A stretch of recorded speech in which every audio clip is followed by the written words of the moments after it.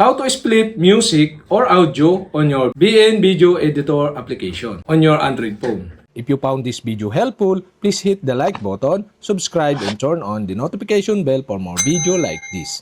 Go to BN application, and first we need to create a project.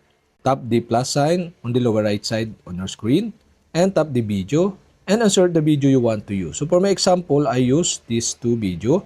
Tap the next button to insert the video on your project. In this tutorial, I will show you how to split music or audio on your BN application. To add the music, tap the music icon here, tap the music, and for my example, I use in my music library. So I use this one music. After you select the music, tap the check button to insert the music on your project.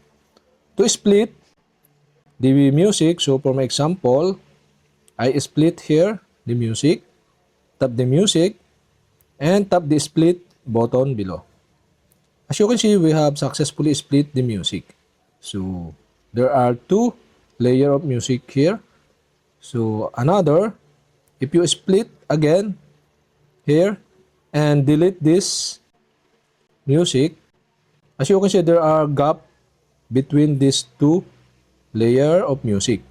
And now you can press the second music layer and slide to the left the music. So if you want to another split again, select the layer of music, split, and you can adjust to the right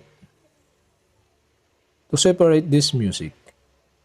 Okay, that's it. We have successfully split the music on BN Video Editor application on your Android phone. If this helpful, like, subscribe, and see you for my next video.